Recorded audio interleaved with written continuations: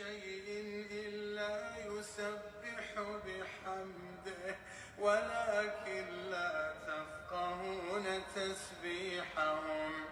إنه كان حليما غفورا. وإذا قرأت القرآن جعلنا بينك وبين الذين لا يؤمنون بالآخرة حجابا مستورا وجعلنا على قلوبهم أكنة أن يفقهوه وفي آذانهم وقرا وإذا ذكرت ربك في القرآن وحده ولوا على أدبارهم نفورا. نحن أعلم بما يستمعون به إذ يستمعون إليك وإذ هم نجوى إذ يقول الظالمون إن تتبعون إلا رجلا مسحورا. انظر كيف ضربوا لك الأمثال فضلوا فلا يستطيعون سبيلا. وقالوا إذا كنا عظاما ورفاتا أئنا لمبعوثون خلقا جديدا. قل كونوا حجارة أو حديدا أو خلقا مما يكبر في صدوركم فسيقولون من يعيدنا قل الذي فطركم أول مرة فسينغضون إليك رؤوسهم ويقولون متاه قل عسى أن يكون قريبا. يوم يدعوكم فتستجيبون بحمده وتظنون إن لبثتم إلا قليلا.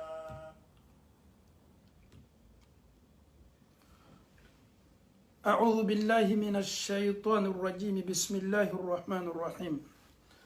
الحمد لله والصلاة والسلام الأتمان الأكملان على رسول الله محمد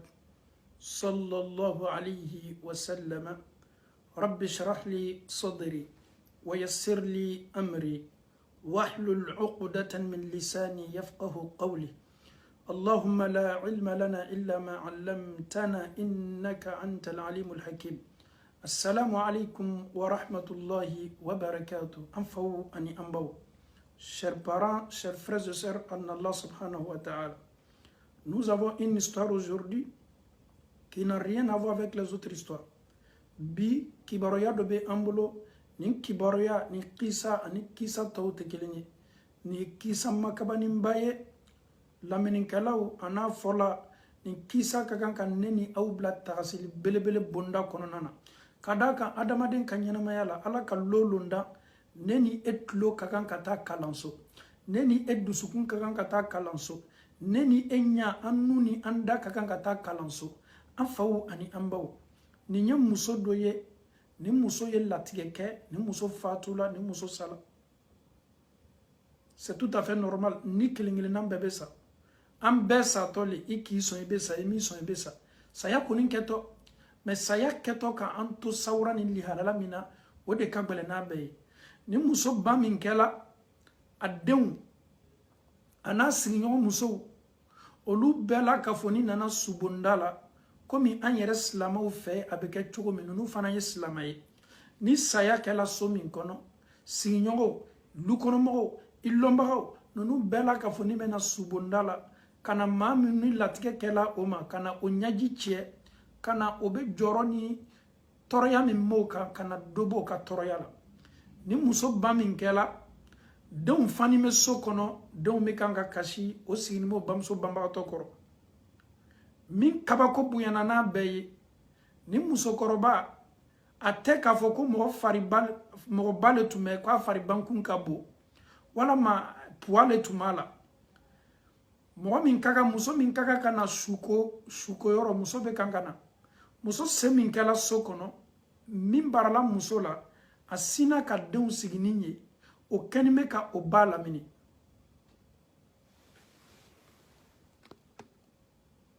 a ye denw sigi ni ye subonda la denw sigi ni bɛ bon kɔnɔna na o sigi ni bɛ o bamuso kɔrɔ denw tun kɛni bɛ ka mun kɛ komi muso min ka kan ka na su ko ilo an y'an bamuso ta k'a bɔ lafɛn kan k'a bila yɔrɔ la a su ka kan ka ko fɛn min kan denw ka fɛɛrɛ bɛɛ kɛ muso minnu tun bɛ ka fara muso denw kan o tɛ se la ka ni muso su kɔrɔta k'a bila suko yɔrɔ nin kɛla ko makabaninba ye mɔgɔ min faribankun man bon a yɛrɛ puwa man wuli anw bɛ se kaɲana cogo di ka an bamuso su ta k'a bɔ lafɛn kan k'a bila yiri kan a ka kan ka ko yiri min kan denw ka fɛɛrɛ bɛɛ kɛ sigiɲɔgɔnmusow nana ka fara denw kan subhanallah a tɛ se la bɛnna ɲasi ma o le bɛnna muso min ka kan ka na su ko o le bɛnna a doli ma ale nana ninnu sɔrɔ lihalala min na o de ye ten o tɛ se la o bamuso su ta la k'a bila su ka kan ka ko fan min fɛ ale yɛrɛ kabakoya la ale ye su lajɛ su tɛ mɔgɔ faribankuba ye k'a fɔ k'a ka gulin k'a ni maaw bɛ se dɛsɛla a ta la n'i ye nin su lajɛ hali mɔgɔ fila yɛrɛ bɛ se a ta la ale ka ɲala yeli la parce que mɔgɔ min sala a tigi faribankun man bon a yɛrɛ man gulin mɛ mɔgɔ joli le kɛni bɛ ka dɛsɛ o su tali la ni k'a bila suko yɔrɔ nin kɛla muso min bɛ su ma ko la o fana kɛla ale ma kabakoba ye ale yɛrɛ ko masa komi aw dɛsɛla aw bamuso su ta la k'a bɔ a ka lafɛn kan k'a bila yɔrɔ la a ka kan ka ko ne bolo yɔrɔ min na a ko k'aw ye su bila chers parents, chers frères et sœurs en Allah subhanahu wa ta'ala, il faut méditer toujours la parole de Dieu. Souvent, quand on nous parle de ce genre d'histoire, c'est comme une histoire drôle. Et pourtant, c'est une histoire vraie et une histoire réelle. Les enfants n'arrivent pas à déplacer le corps de leur mère. Le cadavre est là, on n'arrive pas à bouger. Mami mbana mangli. Mo bate a faribanku yɛrɛ man bon ale ko ko aw ni min kɛli ka kan komi aw tɛ se la ta la aw ye julu mɔrɔmɔrɔ a sen na c'est-à-dire ka julu siri a sen na fani ka dɔ siri a cɛ ma ka dɔ siri a kun fanfɛla la pour que aw y'aw bolo don julu ni ɲɔgɔn cɛ k'a ta n'o ye k'a kɔrɔta n'o ye ale ka miiriya nin fɔ o ye mun kɛ o ka julu mɔrɔmɔrɔ o bamuso sen na ka tila fana ka dɔ mɔrɔmɔrɔ a cɛmala la ka tila fana ka dɔ mɔrɔmɔrɔ a kun fanfɛla la olu yɛrɛ k'o bolo don julu nin na sisan sa k'o bamuso su ta Alaw Taala ka lanɔgɔyali kɛ o ye o sela su ta la nin cogo la k'a bila baranka kan su ka kan ka ko fan min fɛ donc alhamdulillah n'a dan'o ma ka ban an b'a fɔ ko foyi tɛ yen c'est normal an ma se su ta la miiriya wɛrɛ dila an ma an sela o kɛla an sela ka su ta ka bɔ a layɔrɔ k'a bila silamɛw a bɛ fɔ fɛn min ma ko al-mufajaa surprise ba dɔ natɔ lajɛ muso su lanin to la sukola ka kan k'a ka baara damina ka sukoli damina komi bɛɛ b'a dɔn cogo min mɔgɔ minnu bɛna ka na su ko o b'a ko ni jɛnɛba koli de ka ban k'a seliji ta muso bɛ nana baara damina ani muso denmuso dɔ lɔnni bɛ ɲɔgɔn kɔrɔ ale bɛna a ka su ko subhanallah a k'a bɛ muso bolo kɔrɔta o ye muso lakolonya ka bɔ a ka faniw la ka sutura dɔ bila a ma ale k'a bɛ muso bolo kɔrɔta ka ji bɔ muso bolo kan ale ye muso bolo kɔrɔta muso min sanni bɛ ale min bɛ su ko la ale min ye bolo kɔrɔta su sinna ka bolo fara ka bɔ a bolo k'a bolo lajigin k'a bolo la yiri kan a kɛla ale ma koba ye ne bɛ su min ko la n ye su bolo kɔrɔta n ko n bɛ ji k'a kan su nin tilala k'a bolo sama ka bɔ ne la k'a bolo lajigin muso silanna muso ko non ko nin ma sa ko ni b'a la mais c'est tout à fait normal et ne nana kana su min ko n ko n bɛna kana su ko n y'a ye k'a fɔ su yɛrɛ a y'a bolo bosi n na ka tila fana k'a bolo lajigin denmuso muso le y'o ye muso ko denmuso ma ko i b'a ye min kɛ nin est ce que i y'a ye iba y'a bolo tufan ka bɔ ne bolo muso silana muso ko non ko amasa ale ko mba sala an bɛɛ b'a dɔn k'a fɔ k'a sala o de kosɔn an y'i wele n ye na kana sukoli kɛ a ko ne ɲa ka min ye nin aw ba ma sa ni b'a la fɔlɔ a ko ka Croix Rouge mɔgɔw wele o ye dɔgɔtɔrɔ minnu wele ni historienne le Croix Rouge mɔgɔw de welela ka na Croix Rouge dɔgɔtɔrɔw olu nana k'o ka appareil lajɛ bila muso kan o y'a ye k'a fɔ muso sala bi ko tɛ ale ko muso min sala ni ne tola su ko la n y'a bolo kɔrɔta bolo tufana ka bɔ n bolo ka bɛn a place la nin kabako warala ale ma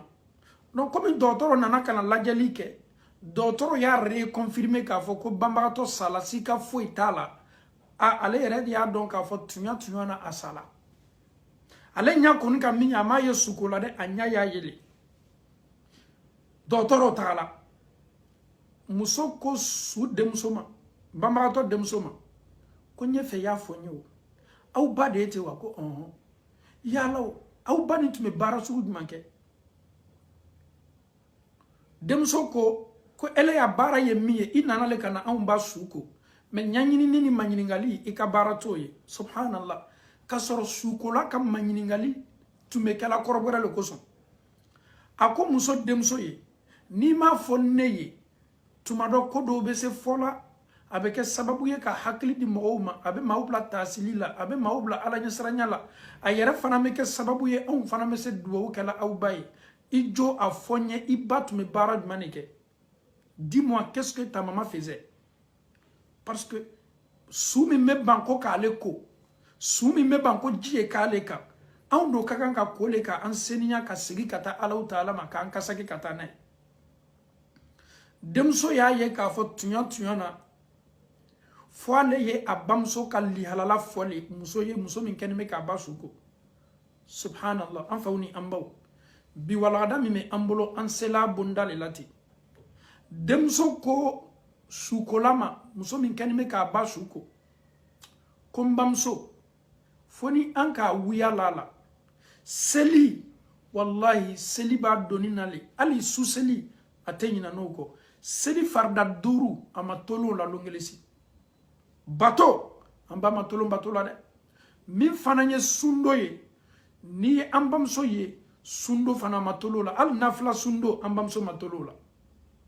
min ye ka mɔgɔw sɔn ka sɔnni kɛ ka jaka bɔ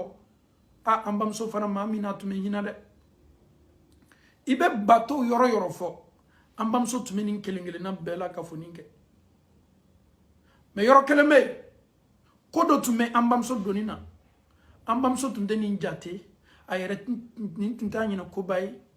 k'a sɔrɔ nin tun ye ko denni ye anw bamuso fɛ a derila anw bamuso la a derila anw bamuso la a yɛrɛ ko nana kɛ jogo ye anw ba la a yɛrɛ fana m'a dɔn k'a fɔ ko nin ye jogo jugu ye muso y'i toloma lɔ denmuso la i jo y'a fɔ n ye i bamuso tun kɛlen bɛ ka mun kɛ ko ɲuman nin kelen-kelenna bɛɛ kɔfɛ an faw ni an baw an ye denmuso lamɛn a kɛtɔ kuma min fɔla k'a sɔrɔ a fɔlɔ yɛrɛ tɛ a la a kɛtɔ kuma min bɔla a nɛn kan k'a fɔ a ba ma k'a sɔrɔ a ka laɲini tɛ a ko sukola ma muso min kɛlen bɛ k'a ba suko ko ne ba ko wallahi baara dɔ tun b'a bolo n'i y'a mɛn ko namimaya ne ba tun ye namimaya le la a tun bɛ maaw ka kumaw ta k'a ɲagami a tun bɛ maaw ka kun basi ɲɔgɔn na ale tun tɛ fosi la nin ye nin kɛ nin ye nin fɔ anw ba ka baara bɛɛ tun ye namimaya de ye namimaya juguya kojugu kosɔn anw ba la ala anw minnu y'a denmusow ye a tun bɛ namimaya kɛ anw ni ɲɔgɔn cɛ a bɛ ne wele a bɛ nin ta fɔ ne ye a b'o fana wele a bɛ ne ta fɔ o ye a yɛrɛ kɛla sababu ye anw minnu y'a denw ye a ye anw bɛɛ bolo bɔ ɲɔgɔn bolo a ye anw bɛɛ la ka fɔ ni cɛ gwɛlɛya a ye juguya don anw kelen-kelenna bɛɛ dusukun na an si man di ɲɔgɔn ye a y'a kɛ kɛnɛmamɔgɔw la a ma sigi ɲɔgɔn to yen ale yɛrɛ tun bɛ nata a tun bɛ perese nin ko sugu ɲɔgɔnna kɔle pour que a ye s'a lɔnna a ye se a ka miiriya dola la ka maaw kun basi ɲɔgɔn na ka maaw bɔ ɲɔgɔn bolo ka nin ka kuma ta k'o fɔ nin ɲɛnɛɲa dɔ ma ka nin fana ka kuma ta k'a fɔ nin ɲɛnɛɲa dɔ ma denmuso ko anw bamuso ka baara tun ye nin de ye a ka seli kɔfɛ aka sun kɔfɛ aka baara ɲuman kelen-kelenna bɛɛ kɔfɛ mais anw ba tun ye namima belebele de ye subhanallah an faw ni an baw yalaw ni namimaya sababu le la muso tɛ fɛ ko ji ye kɛ ale kan anw bɛ Alahu Taala kumakan lamɛn ka kuranna kɔnɔ ka tila fana ka Alakira kumakan lamɛn hadisa la kira ko sallallahu alaihi wasallam ni hadisa bɛ Bukari kɔnɔ la yadkhulul jannata namamun ko Alahu Taala ka arijinɛ haramuyala namima bɛɛ ma hali n'i bɛ seli komi i tɛ ɲɛ pɛrɛ i bɛ sun dɔ k'i ka ɲɛnamaya bɛɛ kɛ sun dɔ la k'i ka si bɛɛ kɛ hiji kɛ la kira ko sallallahu alaihi wasallam la yadkhulul jannata ko a tɛ don arijinɛ kɔnɔ maa tɛ don arijinɛ kɔnɔ maa min ye namima ye Alakira y'o fɔ hadisa la ni hadisa bɛ Bukhari kɔnɔ a bɛ Muslimu kɔnɔ a bɛ fɔ hadisa minnu ma ko fi sahihayni maa min bɛ maaw kun basi ɲɔgɔn na maa min bɛ maaw bɔ ɲɔgɔn bolo maa minnu bɛ maaw kɔ don ɲɔgɔn na maa minnu bɛ nin ta k'a lakali ka tiɲɛni sababu ladon an faw ni an baw an tɛ lajɛli kɛ bi ka namimaw lajɛ ni muso ka baara tun ye namimaya ye jɔn y'a fɔ a denmuso yɛrɛ y'a fɔ hali n'a sɔrɔ kuma nin fɔli ma diya denmuso ye a bɛ fɛ ka a bamuso sutara a bamuso su lani mais muso min kɛni bɛ ka ba su ko a ko denmuso ma i jija i ba tun kɛni bɛ ka baara min kɛ ɲɛfɛ n tulo ye don a la anw seko ka kɛ min ye n'a ni duwawu de ka kan walama nin ko yɛrɛ n'a bɛ se kɛla kawandili ye wajibili ye hakili sɔrɔ ye tulo minnu kɛtɔ a lamɛnna o kosɔn an ye nin kisa kɛrɛkɛrɛ bi maa jɔn ye nin kisa lakali an ka sukola belebele don ale tun bɛ su le ko saudiya la ale le ye nin kisa lakali nin kisa fana a y'a lakali ni sɛbɛ de ye a cɛ an bɛ waati min na bi ala y'a fana ka kalifa minɛ a la bi namimaya tɛ foyi ye anw ye ka maaw kunbasi ɲɔgɔn na ka maaw bonya ɲɔgɔn ye ka maaw bila ɲɔgɔn na i yɛrɛ ka propre intérêt kama n'o tɛ ko seli tun bɛ muso donni na ko sun dɔ tun bɛ a donni na suseli fana tun bɛ a donni na mais munna ni muso labanna ale lanima ka su koyɔrɔ ni muso ye a bolo tufan ka bɔ mɔgɔ bolo muso min bɛ fɛ k'a ko k'a seniya a bɛ komi muso bɛ kan k'a fɔ ne ni seniyani man kan ka d'a kan ne yɛrɛ ye maa ye maa min tun seliman tɛ ne ni seliyani man kan an faw ni an baw ni anw kɛni bɛ ka an sisi gbasi n'o de ye bi anw kɛni bɛ ka an kɔnkɔn kɔrɔta n'o de ye bi muso yɛrɛ ma se fɔlɔ a ka kaburu ɲɛnamaya la aw ye nin geste lajɛ ko k'a bolo bila a ma kuma da la dɛ mais muso ye mouvement kɛ ni a fari ye a parti min ye o de ye a bolo ye a y'a bolo tufan ka bɔ sukola bolo k'a bolo lajigi muso ko k'a ma sa ko ni b'a la fo dɔgɔtɔrɔ le nana tuguni ka n'a lajɛ k'a ye k'a fɔ ko a sanni de sika foyi t'a ka saya la sika foyi t'a ka saya la ale sɔrɔla sa ka courage ta ka muso denmuso ma ɲininka i ba tun bɛ baara sugu jumɛn kɛ dis-moi qu'est-ce que ta maman faisait mais la fille elle a eu le courage elle a été courageuse elle dit ma maman était namima ni bɛ cɛw ka domaine na a bɛ musow ka domaine na mais bolofa ɲa kelen bɛ musow ta de kan namimaya namimaya bi a b'an ka société la namimaya bi a b'an ka société la anw yɛrɛ bɛ perese kibaruyaw ni nouvelles kɔli mun na pour que ka an hakilinata ni an ta don a la pour que ka se ko dɔw fɔla a la ko minnu tɛ tiɲɛ ye walama k'a lakali maa gbɛrɛ ɲɛ dɔ ma ka nin tigi kɛlɛ k'a bisikiya ni miiriya dɔw ye mun de bɛ na ni nin kelen-kelenna bɛɛ ye o kosɔn nin yɛrɛ bana juguya kojugu kosɔn Alahu Taala ko an ye alikuranna belebele kɔnɔ a'udhu billahi minash shaitanir rajim bismillahir rahmanir rahim ya ayyuhalladhina amanu ijtanibu kathiran minaz zann aw minnu ko k'aw ye limaniɲamaw ye aw minnu ko k'aw limaniyala Alahu Taala ko ijtanibu aw y'aw yɛrɛ cɛ janya aw y'aw yɛrɛ éloigner kathiran minaz zann k'i sigi ka miiriya dɔ ta mɔgɔ kan nin ye kuma min fɔ n'a kan bɛ ne le ma nin ne tɛmɛna ɲɔgɔn na a k'a ɲɛmunu mun nabɔ a y'a kɛ ne le la an ye ɲɔgɔn bɛ jama yɔrɔ la kungoya kɛ yɔrɔ la a tun bɛ ɲɛgɛn ni geste minnu kɛ la a tun kɛni bɛ k'a kɛ ka adamaden bisikiya ka adamaden jigiya i yɛrɛ hakilinata la i miiriya la ka ko dɔ labori adamaden kan i miiriya la k'a sɔrɔ a miiriya t'o la n'i y'a lajɛ a bɛ cɛw ka domaine na mais musow ta le ka bon ka tɛmɛ a bɛɛ kan musow ka ɲɛnamaya bi silamɛya la o dɔrɔn de ye ten a bɛ n kɔ de man d'a ye n juguya le b'a la keleya le b'a la n hasidiya le b'a la k'a sɔrɔ waati dɔw la e kɛni bɛ ka maa min jigiya i kɛnime ka miiriya kuntan ta mɔgɔ min ka ko la k'o kɛnime ka nin miiriya ta e kan ka sɔrɔ nin yɛrɛ tɛ e ye la ka sɔrɔ miiriya jugu yɛrɛ foyi tɛ nin na ka na e ma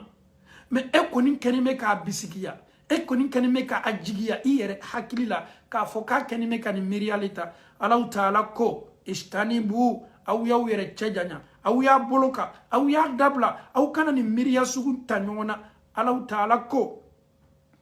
nin miiriya cɛjuguba ninnu ni aw kɛnime k'a ta waati bɛɛ inna ba'du zon ism Alahu Taala ko aw kɛnime ka miiriya minnu ta k'a dɔw ye julumu de ye dɛ a dɔw bɛ kan ka sɛbɛn aw ye e n'a fɔla ko fɛn fɛn ye julumu ye o sɛbɛnni de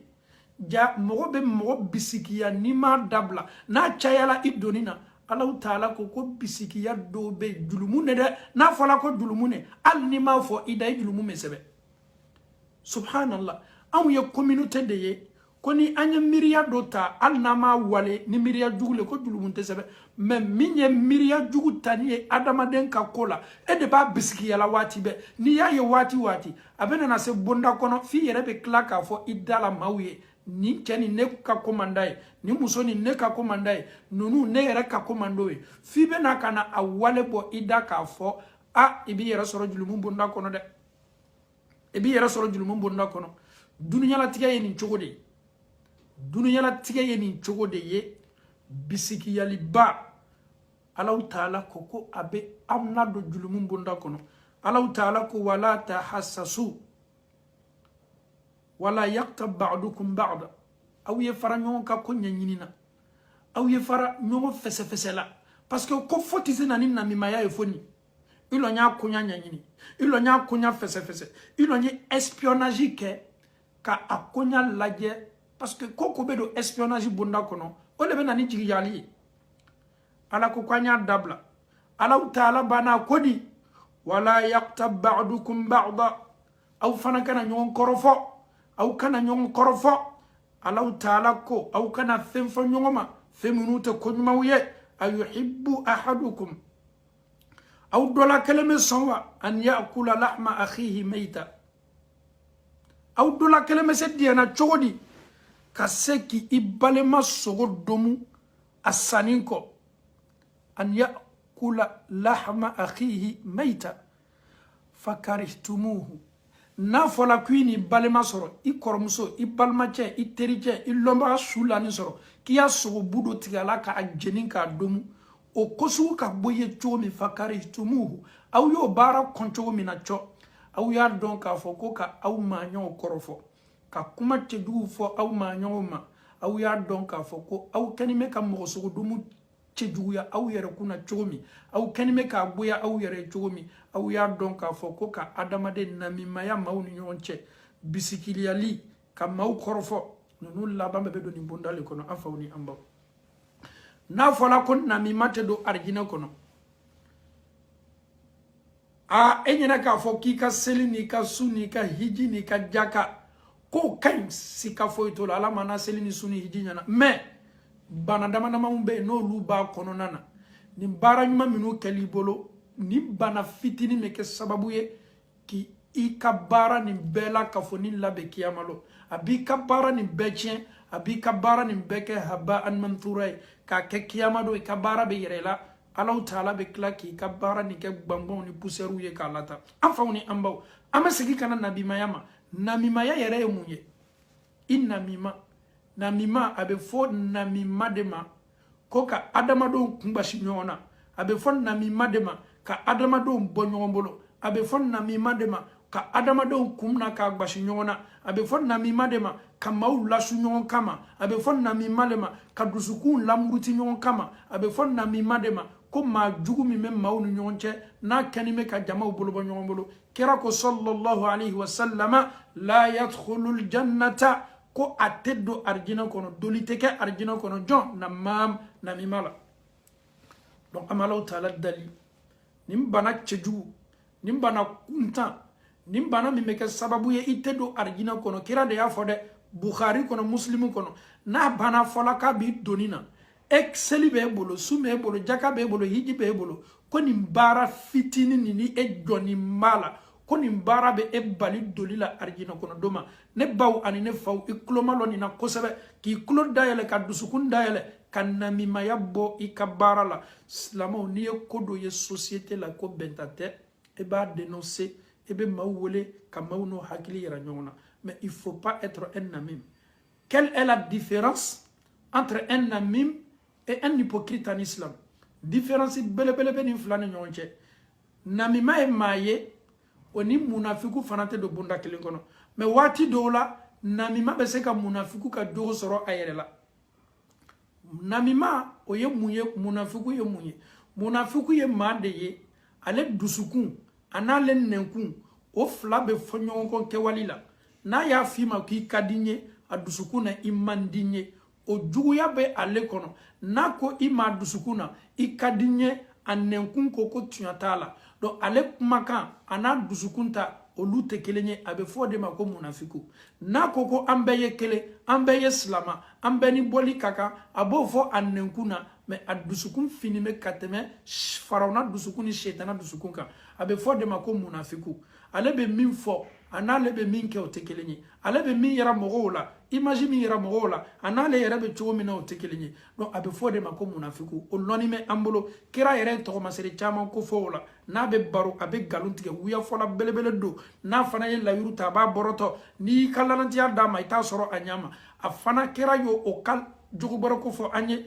fajiri seli ka gbɛlɛ o ma n'o wulila seli la o ni salaya le bɛ don ka seli la o tɛ seli kɛ ni courage ye o b'a kɛ dagabɔndala le o bɛɛ ye munafikuya tɔgɔmasere. Ala yɛrɛ fana banna ko nunu jogo sugu n'a bɛ fɔ a ma ko munafikuya place min bɛ olu fana bolo kiyamalo ni Alahu Taala fɛ olu le dotɔ jahanama so bɛɛ duguma hali kafiru bɛ k'olu sanfɛ shetana bɛ k'ale sanfɛ farona bɛ k'ale sanfɛ ale yɛrɛ fana dotɔ shetana ka sous-sol duguma le ani shetana ka sous-sol ani farona ka sous-sol ale yɛrɛ bɛna kɛ olu bɛɛ duguma o de ye munafiku ye. Un hypocrite, sa langue et son cœur ne correspondent pas. C'est-à-dire la langue, ce que la langue prononce avec ce que le cœur dit, ça n'a absolument rien à voir. C'est ça l'hypocrisie en islam. Maintenant,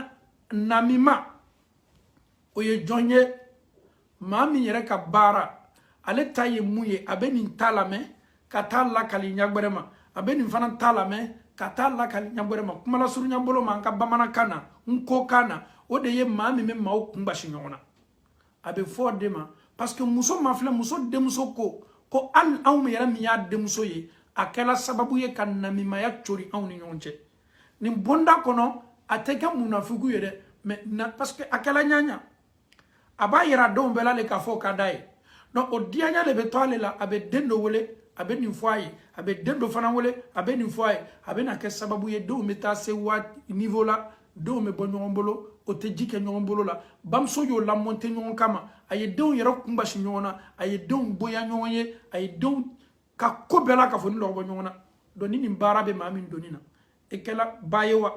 i kɛla den ye wa i kɛla kɔrɔ ye wa i kɛla cɛ ye wa i kɛla muso ye wa an y'an yɛrɛ seniya ka bɔ nin baara kuntanw ma baara minnu ni anw kɛni bɛ k'a fɔ ko Alahu Taala tɛna a lajɛla kiyamalo ja nin baara kelen kelenna bɛɛ bɛ anw bɔnɔ an ka baraji belebele minnu kɛla ɲɛsigi ye ka an makɔnɔ Ala ma ne ni aw kisila namimaya ma namima n'a fɔla i ma ko namima e de ye mɔgɔ bilala ɲɔgɔn na de ye n'a fɔla i ma ko namima e de bɛ cɛkuru fara ka bɔ ɲɔgɔn bolo n'a fɔla i ma ko namima e de bɛ dusukun fara ka bɔ ɲɔgɔn bolo n'a fɔla i ma ko namima e de b'a fɔ nin bɛ kɛ e de la a tɛ kɛ ne la n'a fɔla i ma ko namima e min ka kan ka maaw dusu suma e bɛ maaw la monte ɲɔgɔn kama e bɛ dusuw bɔ e bɛ nin wele a kɛ tan e bɛ dɔw fana wele a kɛ tan n balimacɛ ni n balimamuso ni nin b'i donni na e b'i yɛrɛ dɔn ka tɛmɛ bɛɛ kan Ala fana b'i dɔn ka tɛmɛ bɛɛ kan ne bɛ n yɛrɛ dɔn ka tɛmɛ bɛɛ kan Ala bɛ ne dɔn ka tɛmɛ n yɛrɛ kan donc Ala bɛ an bɛɛ dɔn ka tɛmɛ an yɛrɛ kun kan bɛɛ y'i sigi k'i yɛrɛ lajɛ k'i yɛrɛ kɔntɛ bɔ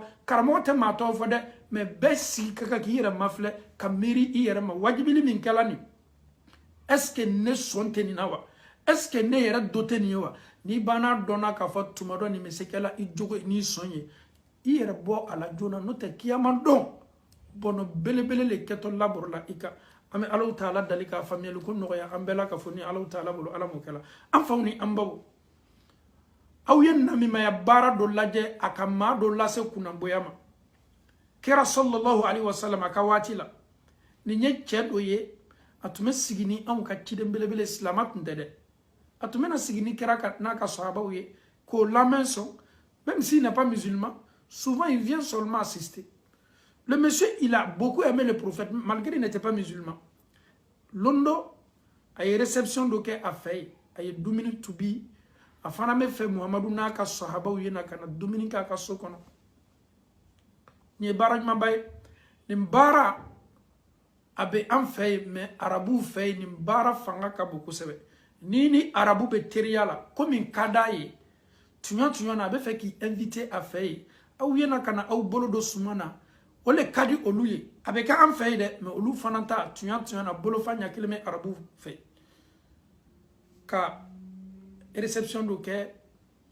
ka ni arabu e teriata na diala nyongo ndoro abe ka ko folo mi nyini fe aba fo est ce que na magbele e me be sen na fe ami dominique ka baroke ça do le kado lui o der lawle la am fana fe abe mais olu fananta tunya na bolo fanya kilime otaka don ni che ala kera wole sallallahu alaihi wasallam ko kera yenna kana bolo do sumana ka sokono kira laje abe fe kani watini taka che wole tuguni kana alam kera ko tunya na nte fe kana ni koni ye fenye na ife ne ye feye do silama yala no kala mesawa ay kira laje abe fe kani che wole kana silama yala subhanallah kira ko di sallallahu alaihi wasallam ko che ko kado la silama yala che silama yala ayaka silama ya confirmer ala kira sawala e jondo bola kuno boya bonda kono kayere alhamdulillah dina nyuma bonda kono kira na ka sahaba unana aslamaw amese dumini kela chrétien yo akela yahudiya ka dumini mamunu ka dumini bazi kaseni aw mo lu ka dumini ke basi foita dumini mane haram yala aslamaw ma dumini mini dumini tobi kela ya tobi a bazi e haramu comme bi domini chamame abe laben dolole la restaurant na donini no boka tublu ko be lokala o domini su haram yala salamauma min fana yel le sogo be tobi tulumina ni aw fana ka domini nana kana tobi o la ko samini fo be aw munu be tale domini sanyoro la yoro munu te salama domini sanyoro wiye al na fuliye ko domini do be fritu na nyona o domu haram ya mais la jeli kede fritu be yila tulumina olubo kal leso yina otulu de la e kal fruti yila na leso tulu la leso yere fana ye tuluma fende e ni alaw taala cha e kerme ki ka fruti min domuni leso tulu bala wala man leso tulu taala o koso aw islama minu civilisé me amerique ni europe fambe fe aw nyene ka fo ka ta dominique kenema bara ma bado al ne rabe ta dominique kenema mais na meta dominique kenema anye ta dominique islama ou be dominique fere faminu fe no fana me tulu minta ko kayila ninke o te haram fen la basan ala anyo o lerabo nte fe ka société to fo nte fe ka beba do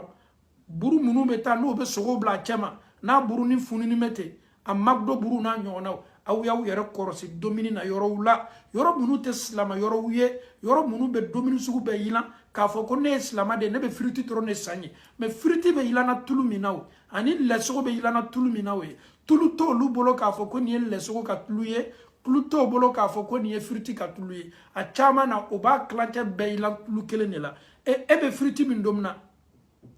e ko bashiti ka fruti la fruti e halalale mais est-ce que fruti be yila tulu minani leso be yila ala de est-ce que ebe se dienoma ame Allah taala dali kanu famia le ko no ya ambela ka funi Allah taala bolala mokala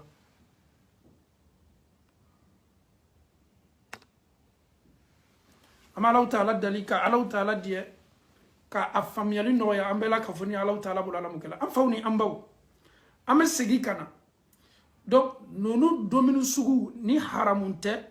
ni islamo ka domini ga yorole ka demba ya wole aw beti si ka ka frutu dom anaw ka sogo halala sogo bashi foyto alhamdulillah rabbil alamin donc amala taala dalika ni famille le ko noya ambe ala mokala donc nous les musulmans fembe domu malla daga anyede nous les musulmans animin domu kaka o fola anyede nous les musulmans an kanka andunta o seniya de nous les musulmans an kana ambolo do fembe la ka domu madama ni haramundo ka foko alala ko tululi neta nyanyina e ka dinalo e ka kanka nyanyini e donc to dumini min kala e ka kanka nyanyini ikana ire toni nyana mayala te doro komi kuma kai ka danina ala ki dan a kanime k'i latanga k'i kɔrɔsi mɛlɛka fila fana kanime k'i kɔrɔsi i fɔta ni kɛtaw la i ka duntaw fana na i kanime k'a lajɛ e de ɲinani min yɛrɛ kɔ n'o tɛ mɛlɛka fila min ni bɛ taamana n'i ye mɛlɛka fila ninnu ni e bɛ ɲɔgɔn fɛ waati bɛɛ donc an bɛ Alahu taala dali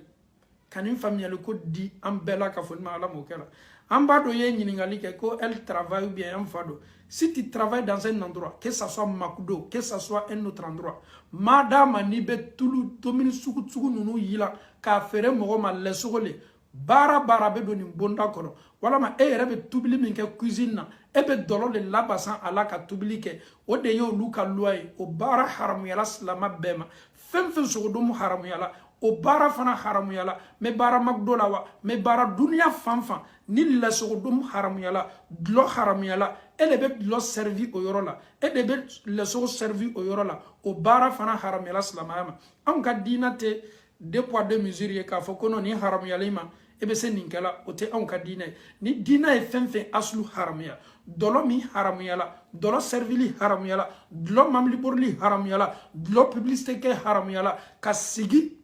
ka dulɔ ta ka taa di maa ma o haramuyala donc n'a d'a ma ni fɛn fɛn haramuyala la e k'i ka baara lajɛ k'i ka intérêt lajɛ ka anw ka silamaya kiti ɲankari e yɛrɛ ka intérêt kosɔn dɔlɔ min haramuyala dulɔ servili haramuyala ka baara dulɔ bon na o haramuyala dɔlɔ fantɔn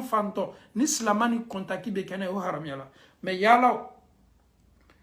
madama n'o o haramuyala e de bɛ na n'i yɛrɛ ye baara la o kɔnɔ e y'a fɔ ko non ne tɛ dulɔ min na ne kɔni ta y'a serviri de an bɛ Alahu taala dali ka nin faamuyali ko nɔgɔya an bɛ Alahu taala bolo Ala m'o kɛla an faw ani an baw silamaya ka dunta seniya sika t'a la Alahu taala ko summa latus'alunna yawma idhin anin na'im kiyamalo Ala ko k'a b'i ma ɲininka nɛɛma ni hɛrɛ ni kayira kɛla i ye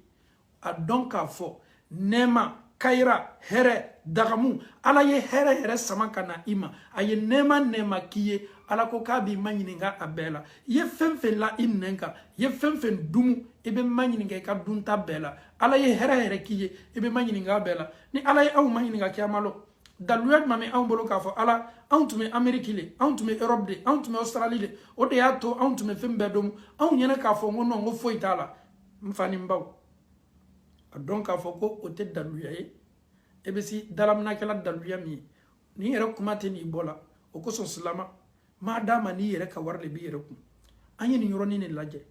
je fais mon travail ne yɛrɛ ka wari de bɛ n yɛrɛ kun ko ne le ka kan ka n ka wari don n ka suma na n ka kan ka min domu mun na ne bɛ taa n ka wari don suma na tuguni suma minnu haramuyalen bɛ je fais mon travail ne ya wari de bɛ jigin n ka compte la personne ne m'oblige d'aller acheter ça n yɛrɛ le bɛ n ka choix kɛ ka n ka nourriture san ka na bila n ka so kɔnɔ k'a domu mais mun na ne tɛ se ka taa halala san n ka baarakɛ wariw la ka na bila n ka so kɔnɔ ni minnu taara magasin na nous sommes en Europe ele t'i hakili jagabɔ sa nous sommes aux États-Unis i ɲɛ bɛ jamana min na o ye corona yɛrɛ nana olu ma so o yɛrɛ balila corona ma Europe min n'i kɛlen bɛ k'a ta k'a kɛ komi arijinɛ européen yɛrɛ corona yɛrɛ nana o ma so yɛrɛ balila ma i t'a dɔn k'a fɔ ko Ala de ye mansa ye ko bɛ laban Alahu taala ta de ma i t'a dɔn ko Alahu taala de ye mansa ye ko bɛ laban Alahu taala ta de ma donc an bɛ Alahu taala dali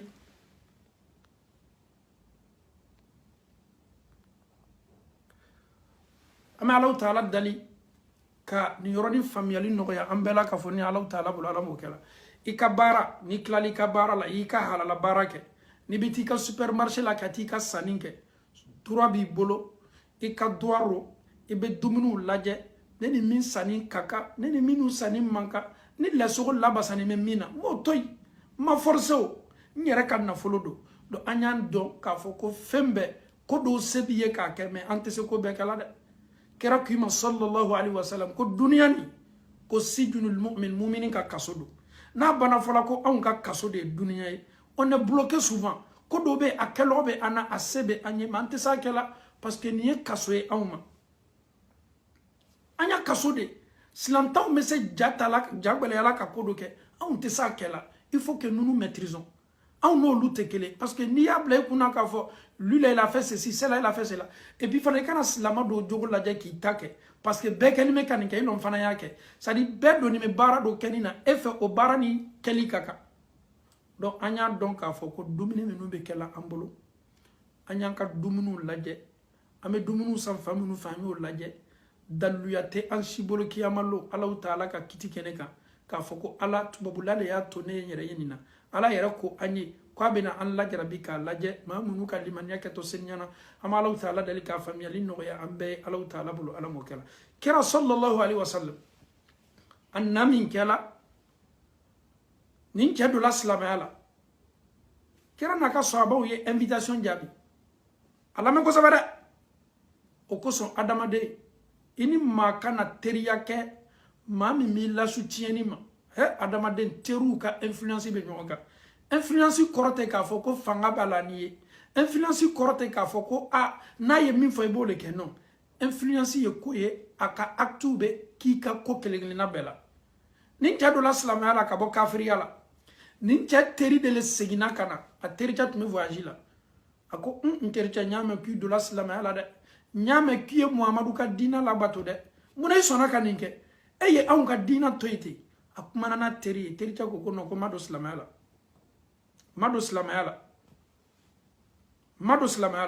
a teri ko ama ni mado slamala ayira nela ka fo kima tu muhammadu ko ne be se lalila olela akun kame abe fe ka yira teri la ka fo ka mado slamala ka mado muhammadu ka dina la qu'est-ce qu'il décide maintenant foye ko de ke muhammadu la mi mato a teriche barlo tuyana kwa mado slamala slamo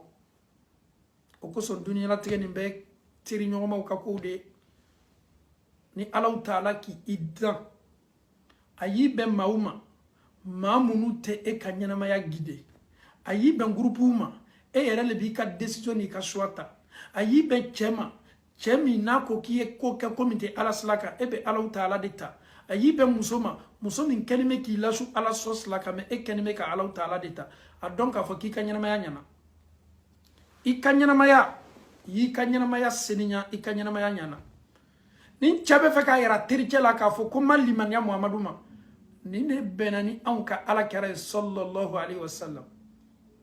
nin chabe na munke ka adaji bo adaka tu an ka chidenka ay donc a fo ko islamaya ko mi fola le no fe ko ka islamaya ko la wali subhanallah ka daji tu ala kara kan sallallahu alaihi wasallam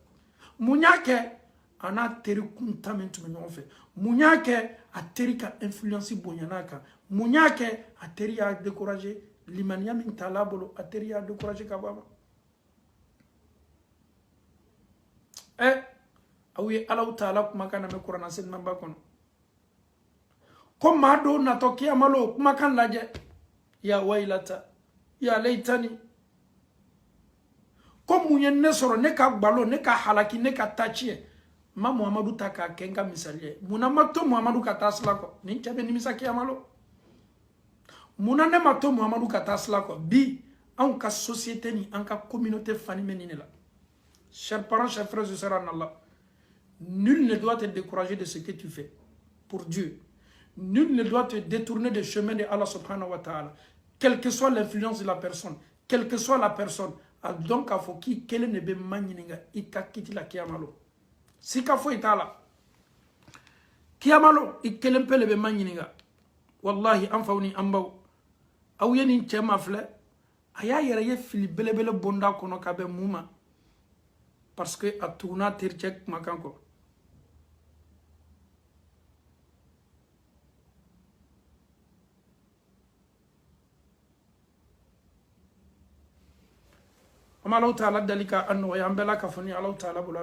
Aujourd'hui, c'est un peu ça. Les gens sont au Kanimeka, au Yerato, Maubolo, Maubo guidé là. Wallahi, même, soit disant ton guide, que ce soit ton professeur, que ce soit ton imam, que ce soit ton sheikh, que ce soit même ton instituteur, lui qui est en train de t'apprendre, je vous jure, Al-Natiri et Slabla, il ne faut pas le suivre. Natiri et Slabla, ni ne jane e slabla au munu kanime kan ne lame ni au tuna ne konga slabla la au yera kuntonyo nebe min fo au ye ala kola na uya ye ka fo nye slabla ne me suivez pas parce que nous écoutons Diane non si le monsieur ou ce dernier a demandé mau bese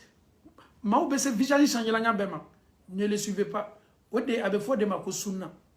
an ka sunna be peser ko fla dorone la maa min kanime ka sunna yara ka na n'a tigi ye sila bila dɔrɔn anw bɛ yɛlɛ ka ala kɛra le lajɛ sallallahu alaihi wasallam basi foyi t'o le la mais ka tugu mɔgɔ kɔ a ka di n ye hali n'a bɛ fili kan tɛ bɔ a kɔ ne balimacɛ y'i yɛrɛ kun tɔɲɔ y'i yɛrɛ kun halaki ye juguman lase i yɛrɛ kun ma ka d'a kan min sababu yala e tola fili kɔ i do b'a dɔn k'a fɔ a bɛ fili kan e tola a tigi kanu n'a diyaɲɔ kɔ e yɛrɛ fana tola nin fili sila kan a dɔn k'a fɔ ko bɔnɔ ni halaki ni tɔɔrɔya ye jɔn ta ye kiyama don e yɛrɛ ta don parce que kiyama don ala yɛrɛ k'i ma k'i woloba ani fa minnu ka di ye i n'olu bɛ bori ɲɔgɔn ye yawma yafirru al-mar'u min akhihi wa ummihi wa abihi wa sahibatihi wa banihi i furucɛ ni furumuso i denw k'aw bɛ bori ɲɔgɔn ye. Et si moi, mon papa va me fuir le jour de la résurrection, ce n'est pas mon imam qui ne va pas me fuir. Si moi, mon enfant va me fuir le jour de la résurrection, ce n'est pas mon chef qui va pas me fuir. Donc, à fond, tu es ton maître le jour de la résurrection. Tu seras ton seul guide. Donc, raison pour laquelle aujourd'hui, quand on parle, nous on parle toujours du prophète sallallahu alayhi wa sallam. En dehors du prophète sallallahu alayhi wa sallam, tous ceux qui sont des sheikhs, no kenime ko yere ni diyana ko do an ka dina kono ni wuridilu ye ni suselu ye minu masabati ala karala an mo lutaka o bonaye ala ante tamaki ala ante bon an kuma kanka parce que an ma don ka foko an ta nyere to hakili mi me an bolobi nous sommes encore petits an si ma se san biduru la folo mais an me bi famu yali be an bolobi ka be ala taala kenime ka dunia la sono ya anye bi ko la no an tena an yere to ma fosi bolo maka karamo be sa fola kalando nyene chodi nino go ngaw kana minke batula ko noke maka kalande me sa fola karamo be sa fola di kone ko kawe wuluma kan nefo maka sheku be sa fola di kalande ni birina ki ka sheku fo kalande ni wuluma na ki ka sheku fo a donc a fo ki ka sheku fisa ya katme ala karaka kalande te dugu kolo koka kalande te dugu kolo koka sheku te dugu kolo koka mime galuna ala kera la ko Abubakar ye akumbere kun ka fo ko Umaru nana ka tagama akono kan ka fo Umaru ma ke Abubakar ma ke Bilalu ma ke muna e ba ke yere kanime ka ki ka karamo mi o kadaye parce que be do fara a titirika bi yere toni ko sugu de bolodoro a chapeau baba kuna de aye basamba do de aye korosi belebele na bolo de aye tasabiya bla kana de a kanime ka yere bla karamo ya ba place la de et après Karamoya Baplasi, est-ce que c'est lui qui va m'aider lorsque je serai dans ma tombe? Est-ce que Nine Benga Kaburu Kono, est-ce que Alebene Mademewa, il passe avec sa vie et il est avec sa famille? Donc moi j'ai noirci ma vie à cause d'un individu qui ne peut rien faire pour moi le jour de la résurrection. Il ne pourra rien. Mais et pourtant, nin tume pirinka fo tungadaye, nin tume nyere sigin kumero kunga ka fo tungadaye, nin tume naka subhanallah, comme nous ma sabati ala kerala. Neni awye ala karaka histoire damna sungalola histoire ni kelingile nambela Abubakar ya kanu chogomi alay Abubakar kanu chogomi Umaru ya kanu chogomi ay Umaru kanu chogomi an kuma nani mbeka mais est-ce que on d'abord la ni doka andama bora doka na mais bi olu ko bi ko karamogo ya yere ode karamogo ya odo ni kuma na doro nunu yo wa biya ode oto ka sheku bonya oto an yere be bonya minke auta ke parce que an me bonya ke ka be ala karale ka nouveau la Abubakar ye bonya ke chogomi an be dan odela Umaru ye bonya ke chogomi an be dan odela aw ka bonya avekulu ni nyafenya avekulu an ta ke bi an ta ke sini parce que an ma yere kalama ni ti yere kalama dina la ibe ke falfe falde metu ko akodro nga shekulo karamo bawlo la nous respectons les cheikhs nous respectons ce qui se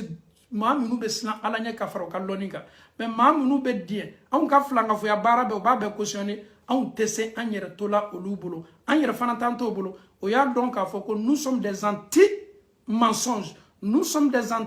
des actes qui ne sont pas du tout sunna. Lorsque on voit cet acte là on dénonce sans problème an yere ba fo kan korotala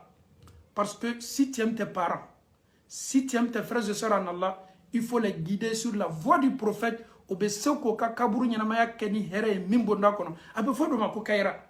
Mais ici din kodo kan de yere ba do ka fo ka may mais bonya yere nyini koso ele yere kenme ki yere ka fo ko aw me karamo baraka nyini ni ma baraka tume nyini ala kerat baraka tume nyini Abubakar lu bolo chomi mo kisa o lajawa Abubakar il a tellement aimé le prophète ala madien kira do kurwo kono alenye Il a tellement aimé le prophète. Il a souhaité à ce que l'oncle du prophète soit à la place de son papa. Et vous pensez que nous connaissons le prophète qui est Abou Bakar? Kira Erako, sallallahu alayhi wa sallam.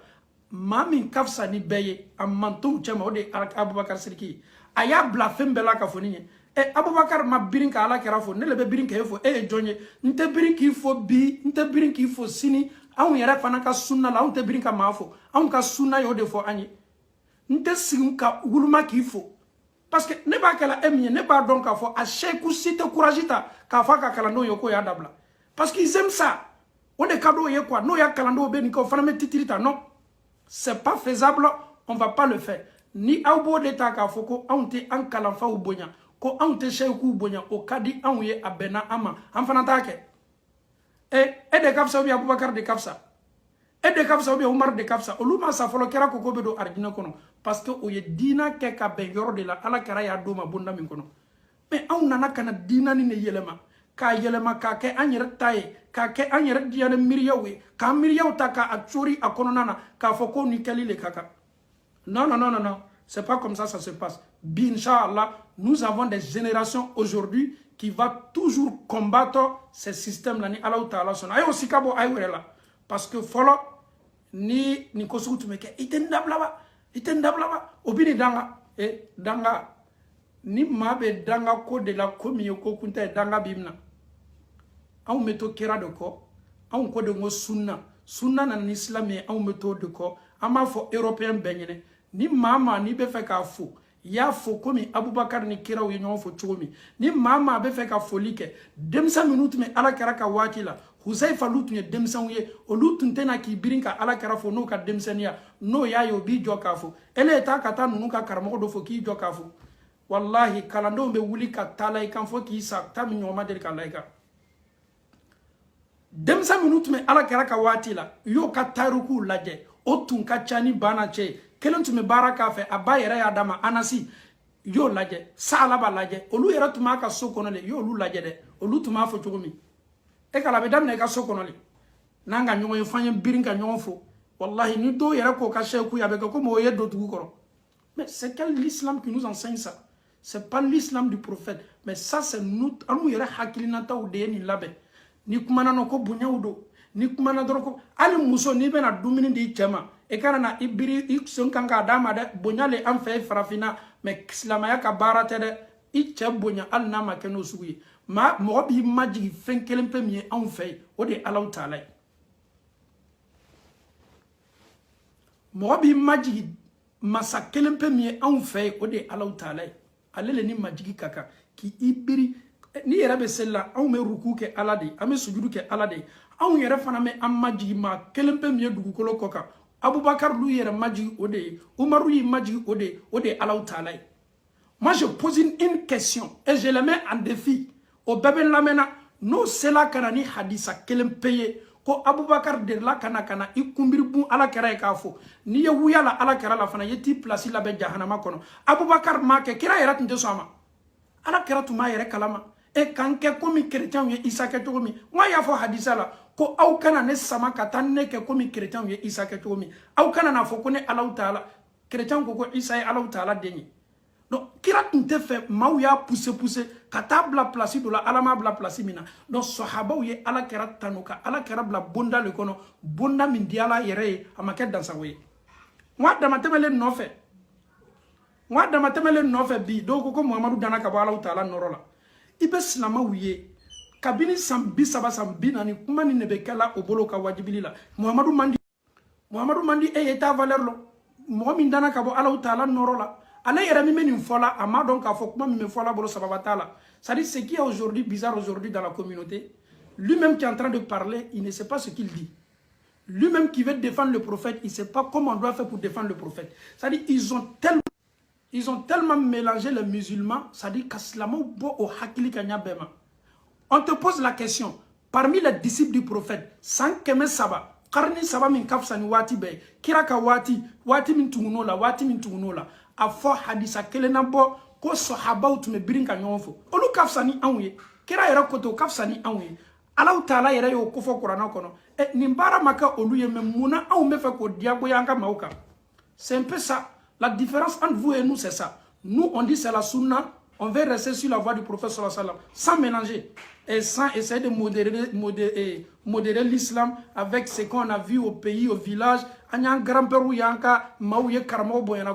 l'époque, mais ni hakili ngana se yorodo anya ndija kanga silama yake ko mi kera ya take tugomi ole nyini me en fait et inshallah ni Allah taala sona tant que ni amenene kili sama kabla ame toni tunyon bonda kono afana ma nyini o befe ne nana kana kumbere bunga karamo e kafo ne be ma nyini ga komi ekoko ole keli kaka ebe daluya yara nela kabo kira yoro anaka sahaba yoro ni nunu tume ala kera fo to de la parce que ko dule kafsani anwe ni yo daluya yara enfana me do abonda kono mais ni daluya tala an yera miriale ka labe on tese dolala c'est clair et net ame ala taala dali ka slamaw bo oniko ka ambo ka fo non je suis un fan de celui-là, il faut arrêter tout ça. L'islam, tu seras seul dans ta tombe. Ce soi-disant monsieur que tu es en train de te mettre sur ton ventre pour le saluer, il ne va pas t'aider dans ta tombe. Et quel ne bini kan ningali jabi.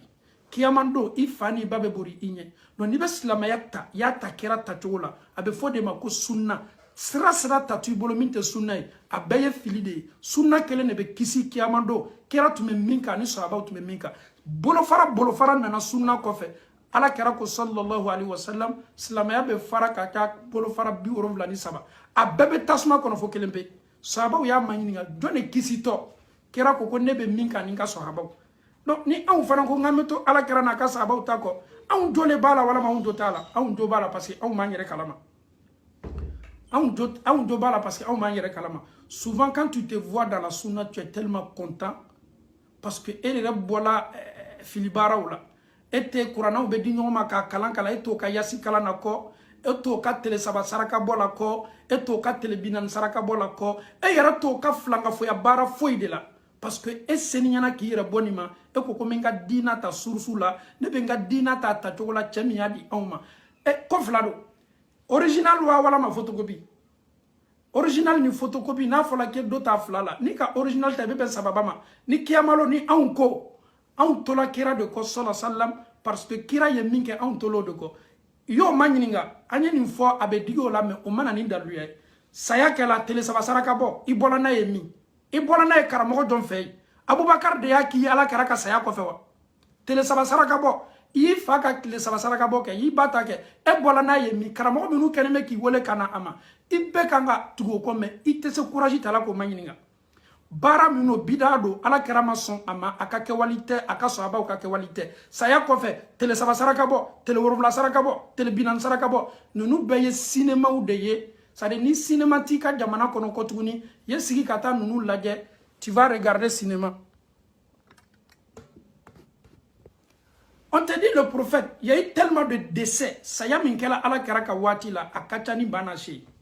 Saya minkela maamu musa la badru kenega victoire tumambolo mais slama do bana badru keleka ala kera ko luka shukoya kedi slama usala hamza lu sala uri keneka kira ye tele saba sigile tele saba saraka bole kawa tele worum saraka bole bolawa tele ashima kete mais slama ya barala naka ko miriya uye ni kumana ko wabiya udo subhanallah dalu ya kelempe mi mobolo ni ma desela ni ka mo mo wabiya fola ya fo kikana lame parce que quand moi je veux combattre une personne j'envoie des preuves. Wabia chako ima ko ala kerama tele sabake wabia chak jane wabia chak ima kama tele worum lake jane wabia chak ima ko ala kerama tele binaninke. Et si toi tu sais que le prophète il a fait et tu n'as qu'à sortir faut di jane wabia chako ko ala kerama tele sabake ala keraka tele sabake domi adaluya leti ala keraka tele worum lake mi adaluya leti mais ka tugu mau ko te doron slamaya la fufa fuyala ita nyanyini ka fo ala la ninkai wala manimai donc to photocopie là on met original l'état kabarakala enfin met original ko nous sommes tellement fiers d'être derrière l'original et inchallah on lance ce défi là dans quelques années l'Europe inchallah on va instaurer la sunna du prophète en Europe un peu partout. La Belgique, on va instaurer la sunna ici ni Allah Ta'ala sona. La France, on va instaurer la sunna en France ni Allah sona. L'Allemagne, la sunna sera instaurée là-bas. L'Espagne, a bébé instauré. Karamo be bokana ni bida barawi ni Allah. Karamo be bola joro la kana ni bida barawi ni Allah Ta'ala sona. amena sunna instauré an denw ye mo sunna la Europe ya Amérique kono ni Allahu Taala sona fo site na to an denw mo yere tasla ka ma minu yo yere to tasla o bolo no yere filila ame to kera ka tasla de ka o de tasla o ka nyuma. Et vous pensez que c'est par plaisir? Le prophète dit c'est-à-dire cela. Le prophète dit sallallahu alayhi wa sallam ko yahudiya o bena fara kata fara yoro bi wolonwula ni kelen.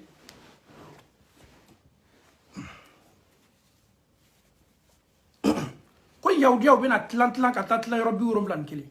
Ko chrétien o bena tilan kata tilan yoro bi wolonwula ni fila. Ko silama o bena fara kata fara bi wolonwula ni saba. Et vous pensez que c'est par plaisir? Le prophète nous met en garde parce qu'il sait très bien que wati don nato silama ya to fara lale. Ako ni klan yoro bi wolonwula ni saba be a bi wolonwula ni fila bebe do jahannama kono. C'est des musulmans.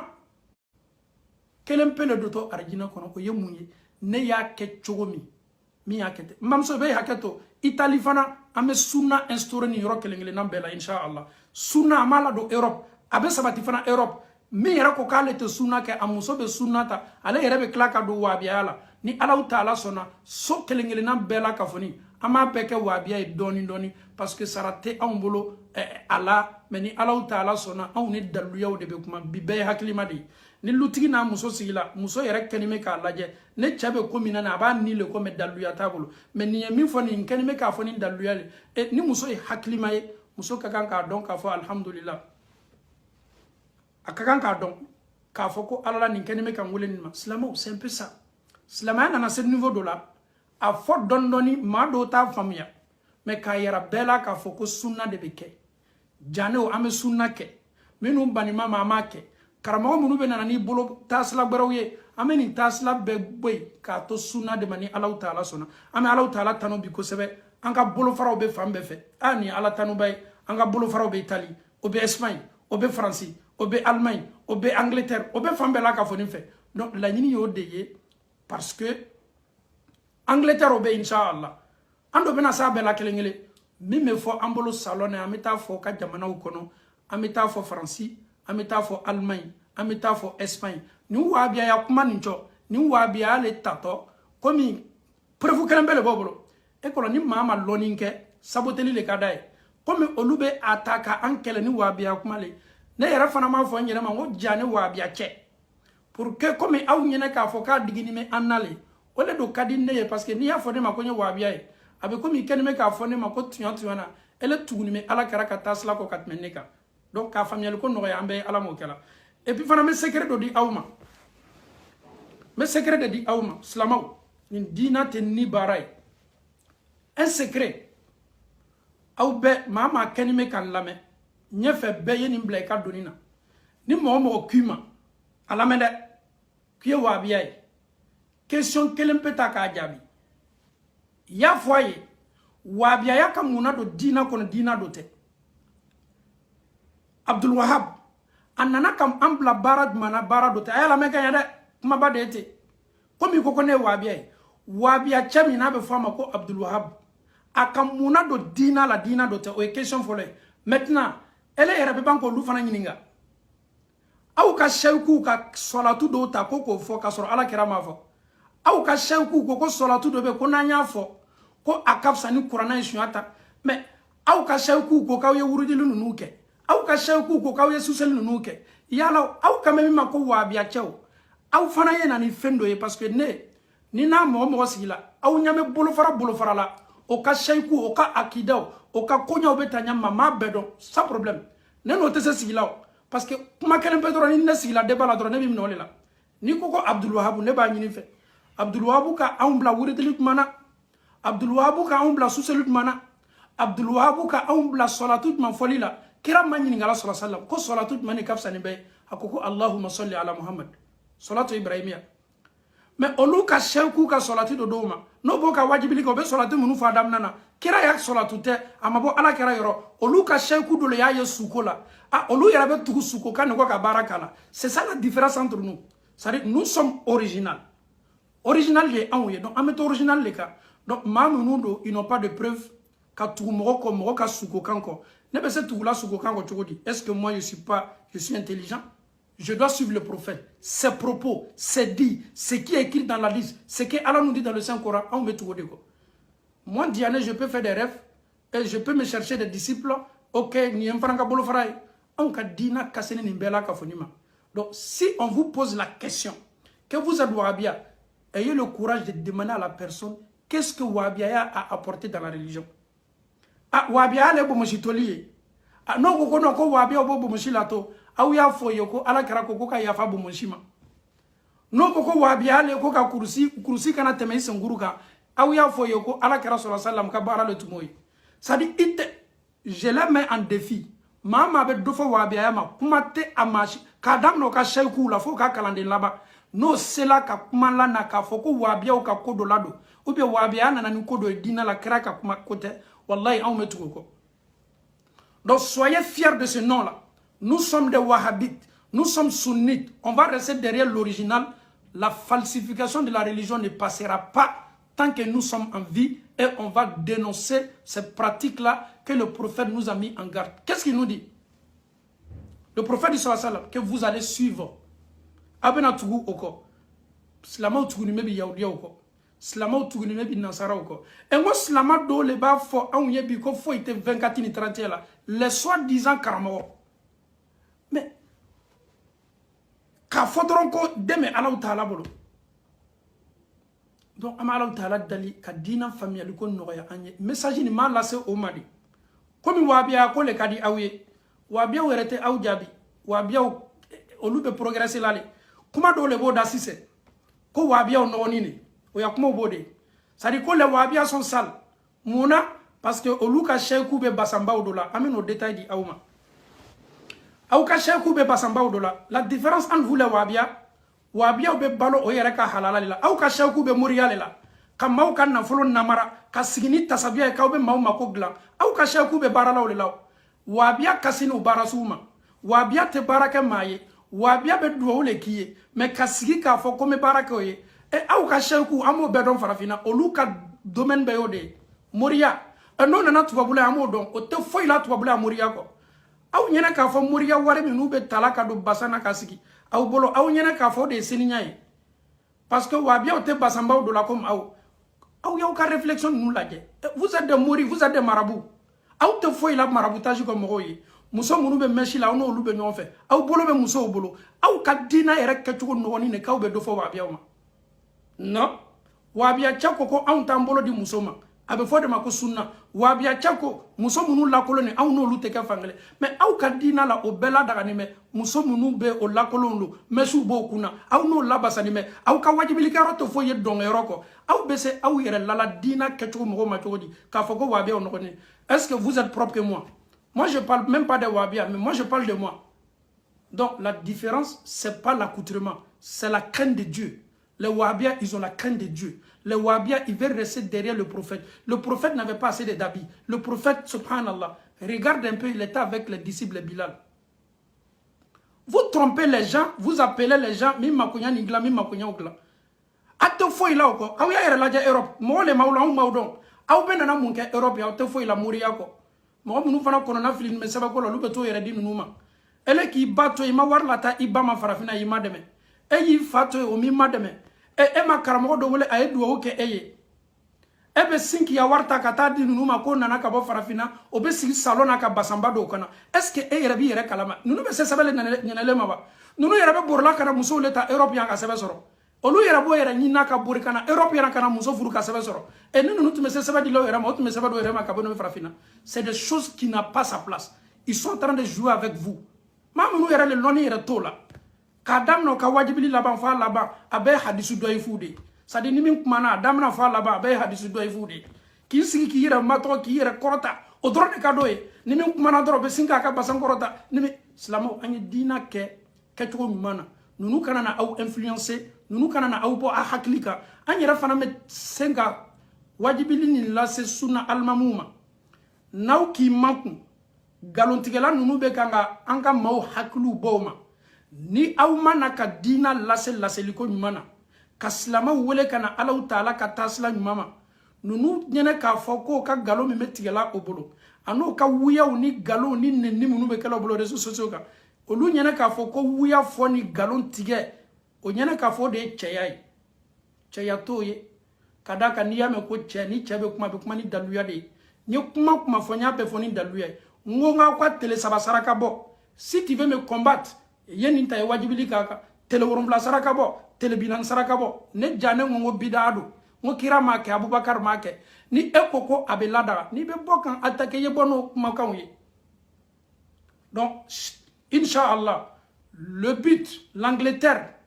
la France, la Belgique, l'Allemagne, l'Espagne, l'Italie, Suède, la Suisse,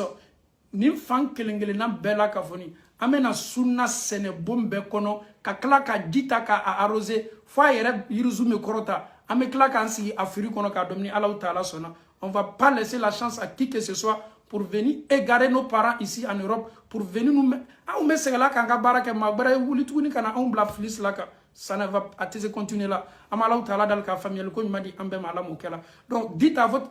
soi-disant cheikh qu'il y a un jeune Wahhabia qui est en Belgique ici, il s'appelle Mohamed Diané. Si tu ni nanantoko ya foko Wahhabia, qu'il est tellement fier de ce nom là, et il pose aussi la question, si il est Wahhabia, qu'est-ce que signifie le wahhabisme? Qu'est-ce qu'ils ont apporté ou qu'est-ce qu'ils ont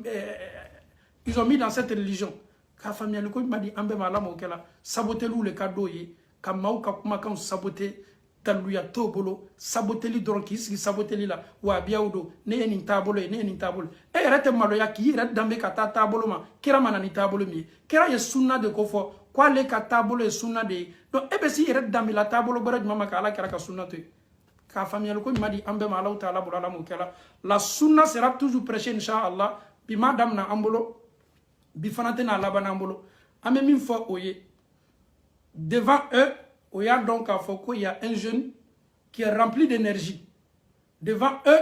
il y a un jeune qui est rempli de feu qui ne recule jamais quand on parle de la sunna on se réfère sur le prophète sallallahu alayhi wa sallam l'injure basi fo itala neni oye an yera kolidie neni an mo jile ta ka min su anitle ni ne yera man ni ngabara la ne yera ba fo ngonte baraka la kanya si tu m'insultes pas nta donc a fo ko ngabara kay fo nyen neni nen kulo yedo ala nya donc a fo jam message mi me la sela jabe sela uma mais ni man nen bara bara la ma donc a fo te bara nyai ama Allah Taala dali sunna ala ma sabatila ala man kam maw kala tabay dunya kadibinu ye ala ma haklin ma do ma parce que ko flale ni bidamo be wajibili ke mamunu bo mafle dunya kadi mamunu ye o ka commentaire la muso muru be meshu lo le kado ye parce que slamaya be fo mamunu bolo ka ma wole kana tunya na ka baloma mi do bena slama no ya obolo suna ko mi mai ah ni mi ma fo ko no ko fo itola mamunu bo commenter ni yo nu yore la je dunya le kado ye e dongalo ka ke mo mi na ka ko e karamo cha fo ko fo ite dona e dongala ka to kontana le ke sadi dongalo be muso munu la ka ko ele karamocha isi wajibi la ka wiye donc awni chaw bashi fo itala et vous pensez que nous tena sawaye koro parce que olu yerebe ni ko su nyona le kado yi ikam mo ye bida karamo la mena bida karamo ka dai a donc a fos la maya ere tali mandat gi sebela mama ni wajibi na beke mamu nu besna alanya abudo lulela a karamo ye kuma mi fo ne soni ti ilo nyere kele ka boala karamo ye kuma min foni tunya na nsoneti mais karamo be kuma min folo le kadine akani me kakanye donke chauni muso ye labasa nyona muso fana mena ka commenter ah ou ça c'est que tu as dit là c'est véridique dis-toi que elle me mène fola l'imam là il est en train de te garer et toi-même tu es en train de te garer toi-même almami me kan ki lafli elle yera fana me kan ki yera kun lafli parce que almami ni aba ni diana kole de la dina la comme nous ma sabati kira yoro akeni me koleta mais ko kelem la kuna e min keni me ka sawa almami kan ni wajibili sugula kiyamalo ni inni almami ni nyala la ngonka be bor nyonye aw be bor nyonye parce que ale ya ni sawna kale fo dina la am fawni ambaw kira ko sallallahu alaihi wasallam ko wati do na to mantoma sayakunu alqabidu ala dinihi kalqabidu ala jamr dina seto wati do la ka foko ka ke komi kira ya ke chomi abe gbale ya mauma komi ni ko mo ye tasmata ka boro la kuru ama. Et vous pensez qu'aujourd'hui, si nous sommes taxés de Wahhabia, vous pensez que c'est quoi? Parce que Kira yemi fo en Congo ko leke o de kabele mauma o ba fo kama ko Wahhabia. Kira do ko sallallahu alaihi wasallam ko wati do na to ka dina ke komi ale ya fotomi ape gbele aslamauma ape gbele amorouma ni ya misalia ye abe komi ni ko mo ye tasmata ka kuru abulula. comme ni ko maa ye tasuma ta ka kuru a bolo la ne b'a fɔ waati bɛɛ wajibili kɛnɛma se dɔnkɛ kɛnɛma dɛ wajibili bɛ kɛla dɔnkili bɛ lala an tɛ taa concert ma filɛ an nana le kana ala kumakan lamɛn écoutez la parole de Dieu mais nous sommes en train de prêcher muso bɛ wuli ka dɔnkili la mais wajibili yɛrɛ kun anw bɔla ala so kɔnɔ miiriya jumɛn de la wajibili ye kɛ an ɲɛna ka bɔ so kɔnɔ ka na an tulo ma lɔ ka ala kumakan lamɛn k'an dusukun jigi mais ni wajibili kɛnɛ banna kɛla dɔnkili la yɔrɔ ko muso bɛ wuli ka dɔnkili la an tɛ ko segin ka taa so kɔnɔ c'est des pratiques qui ne sont pas du tout bien an y'a dɔn an ka kan k'an sen bila kɛnɛ minnu kan ka taa wajibili lamɛn an ka kan k'a dɔn wajibili fana bɛ taa lamɛn an bolo kun min na an y'a dɔn k'a fɔ an bɛ kɛnɛ minnu kan mɛlɛkɛw sigilen bɛ k'an lamɛn mais à partir du moment que anw ka wajibili kɛnɛw kɛla dɔnkɛyɔrɔw ye a silamɛw an dɔbɔra silamɛya ni nɔgɔ sa an dɔbɔra silamɛya ni yɔrɔ donc c'est des choses qui ne sont pas du tout bien ko da kana bila la aw bɛ cɛ aw b'i bolo si maa minnu la k'o menacer o ka baara la n'aw yɛrɛ ka ne ɲɛ ye réseaux sociaux kan aw dɔ b'a dɔn k'a fɔ ko nin ye kamikaze le aw b'a dɔn k'a fɔ ko anw ye kamikazew de ye anw bɛ sunna de kɔ fosi tɛ anw baw kan an faw ni an baw diina nin sela tolon bonda kɔnɔ waati jumɛn bɛɛ b'i ta fɔla la bɛɛ b'i sawana ko fɔla diina la kira ko sallallahu alaihi wasallam ko wasayantiqu fiha arruwaybida ko diina nin sotɔ bonda dɔ la bɛɛ kɛtɔ dɔ fɔla la mɔgɔ min menuisier la k'o ta k'o to bila avion boro la o bɛ se avion boro la cogo di mɔgɔ min bɛ dɔgɔtɔrɔya la k'o ta ka t'o bila baara gbɛrɛ la ka domaine tɛ min ye bɛɛ kɛtɔ dɔ fɔla diina nin na ka sɔrɔ a lɔnni t'o la o kosɔn aw y'aw yɛrɛ kɔlɔsi i fɔta ni kɛta kelen kelenna bɛɛ Allahu taala ko ko inna sama wal basara wal fuada kullu ulaika kana anhu mas'ula i kulo ni dusukun ni i ɲa nin kelen kelenna bɛɛ bɛ ma ɲininka Allahu taala bolo maaw lasu ka taa fili sila kan maaw lasu ka taa ala sɔrɔ sila kan ni Allahu taala sɔnna i kɛni bɛ k'a kɛ ni cɛya min ye i kɛni bɛ k'a kɛ k'a fɔ ko maaw y'i lajɛ ka popularité sɔrɔ kiyamalo ni Allahu taala sɔnna i bɛna popularité sɔrɔ i bɛna popularité sɔrɔ c'est pas faisable c'est pas du tout faisable ni kuma n'o la ni ka wajibili kɛ a dɔw bɛ wuli k'a fɔ ko non ko wahabiyaw le c'est à dire kuma min yɛrɛ bɛ anw sawani bɛ ko min na bi ni maa min filila ne tɔgɔ ma Europe i b'a bila dɔrɔn Mohamed Diané wahabiya ça ne me fait ni chaud ni froid parce que e min yɛrɛ bɛ wahabiya fɔla i nɛn kan i m'a dɔn ka mɔgɔ y'a fɔla k'a fɔ depuis duniya ka di fɔ an bɛ waati min na i tɛ a maa si labɔ k'a daminɛ a kalandenw n'a karamɔgɔw ma ok an kɛlen bɛ ka wahabiyaw taxe ko wahabiyaw wahabiya nin yɛrɛ o ka mun de la don diina la ka sɔrɔ diina don tɛ depuis duniya ka di fɔ an bɛ waati min na o ma ɲininka o n'o ka karamɔgɔ yɛrɛ bɛɛ fara ni ɲɔgɔn kan aw kɛlen bɛ ka wahabiya ko fɔ depuis farafinna an fitinin ma an bɛ wahabiya kuma nin mɛn na wahabiya nin yɛrɛ kɔrɔ ye di o ye mun ladon diina la kira ma na ni min ye ils n'ont rien à dire quand on parle de la vérité nette on te dit wahabia. C'est-à-dire, c'est comme ils sont en train de dire, toi tu veux tellement te ressembler à Mohammed, toi tu veux tellement mettre en pratique ce que le prophète nous a demandé. C'est la signification en fait. Quand on te dit wahabia là, c'est comme ils sont en train de te dire, toi là tu es trop collé à Mohammed, tu veux tellement mettre la sunna en pratique. Il faut laisser les gens, on va essayer de manifester un peu. Donc c'est la signification. Donc chers parents, chers frères et sœurs, en Allah subhanahu wa ta'ala, dis-toi que le jour de la résurrection, dis-toi que dans ta tombe, personne, aucun oustaz, aucun cheikh, aucun guide ne pourra te défendre dans ta tombe. Tu seras seul. Et tu vas répondre. Tu vas répondre. Est-ce que le jour de la résurrection, ceux qui se sont basés sur le prophète et ceux qui se sont basés sur leur cheikh, entre ces deux-là, Job dit Job ma kiyamalo. Ah, hadisa dobe ni miriya sela ni hadisa ma wati ben pharmacie donka mawbe burla wati min kira ka manto men na wati min ni kira kanimo ko wole ko yena kana ni dala ni jimi sahaba be nana mawbe burla kana kira ka manto men na selji tawo nyada be menemena o be nana kana kila kanimo ko invité ko yena jimi e amfawni ambaw melakaw be sinka yilo mo do nyafe kira ba fo yeme melakaw ne ka manto no nga manto no Muhammadu manto ne melekaw b'a fɔ ko Muhammadu i m'a dɔn ninnu ka yɛlɛmani min don i ka diina la i kɔfɛ ya salam i m'a dɔn ninnu ka ni sagona ko min don i ka diina la i kɔfɛ ya salam i m'a dɔn ninnu k'o yɛrɛ di baara minnu ma i kɔfɛ ya salam an faw ni an baw ja melekaw bɛna lɔ mɔgɔ dɔw ɲɛ kiyama lɔ jɔnw do maa minnu ye labasani don diina la maa minnu ye diina kɛ o n'o ka sɛyiku miiriyaw n'o ka sukokanw ye maa minnu bana ka Abubakar ka ɲɛnamaya kɛcogo lajɛ a ye min kɛ ni kɛra ye maa minnu bana ka Umaru kɛcogo lajɛ o ka wajibili damina n'a laban ala Abubakar yɛrɛ tɔgɔ bɛ fɛn man d'o ye sunna yɛrɛ bɛ fɛ ka kɛlɛ o bolo maa minnu tun kɛlen bɛ ka sunna yɛrɛ piliyew ta hali olu man d'o ye wajibili be damna ngara mogoni yen fonye kabina me kalande nyala Abubakar ye munke atumedi ni ala keray ay kira la bato chogodi est-ce que Abubakar birina longene ka ala kera ko fo kera pola ka sokono lomin kana Abubakar ka sokono ko ala nya mariya dia ko nya makabla yalo Abubakar ye kira la ben chogodi amma son kira do kurwo kono alele do la kera nya ele be se kira kan na Abubakar yewa nini aw ko aw me fe ka Abubakar lule la der ka ala kera kanu jobe jon fe aw ni awla aw ko kaw ka shayku ko kaw ye teme lule fe ka ala kera la bato aw ko ngante teme olu fe aw me teme Abubakar lule fe ko lula ja ko ka kisa o laje o lule ka hadisa o be lakalla aw ye oni kera ka sigida o fota no ketaw aw mo le ta ka nganya ma kala yala jobe di joma aw ye maw toro ni maw bola ka awole kana ala ko maw bo lu taxeni wa biya ay am fawni ambaw amma fo aw ye o tena segala ni kumana kabini la wala fo sise o kuma kan do kabini duniya dana fame wati mina o ka kuma kan fitini na belebele be wa biya de don na fola e ma ko ebe tuyanka na fola e ma ko ebe ala karaka taslaka chamin kafsani duniya na kono fembe ne yeto ka taslaka o de kadi ne la wala ma nyeto adama don ka taslaka. C'est une question qui reste posée. C'est une question qui reste posée. Moi je me nourris de wabiaya, je me nourris de la sunna. C'est ça le prophète sallallahu alayhi wa sallam. Si les sunnites ne parlent pas, parce qu'ils sont beaucoup sages, ils ne veulent pas vous répondre. Mais dites-vous que parmi les sages, il y a beaucoup de sages. Mais nous, on va toujours dénoncer Aouka Bida Barao, comme nous Masabati Alakarala, Aouka Kalamfa, Aouka Shekoube, Barami Makake, Kasoro Kiraka Djogote, Aouma Fo Bi, Aouma Fo Sini, A Chere Fanate Wuli Kabafanga. Oblaye Kuna, Ama Fo Bi, Ange Klaka Fo Sini, Ali Sizate Boafanka, Aoume Mifo Aoufanaye. Parce que on a remarqué, Ambalakao,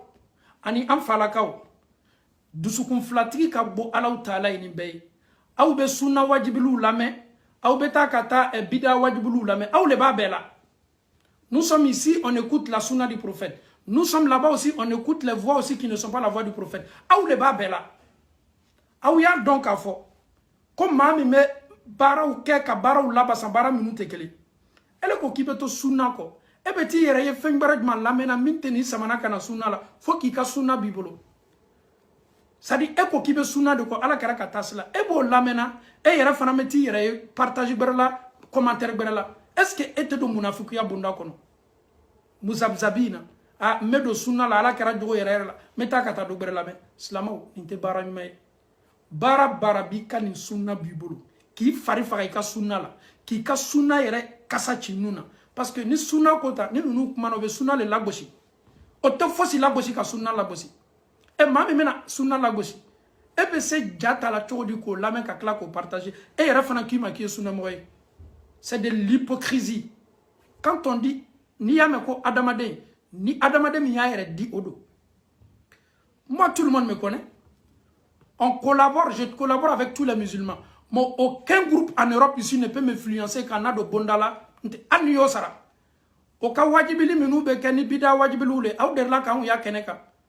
On collabore avec tout le monde. Nous sommes tous des musulmans. Mais il y a un kata sigida la ni bida la anteta. Al no yo tia fa diamant te diane na ka groupe invité parce que bendo parce que ne ko le mokera.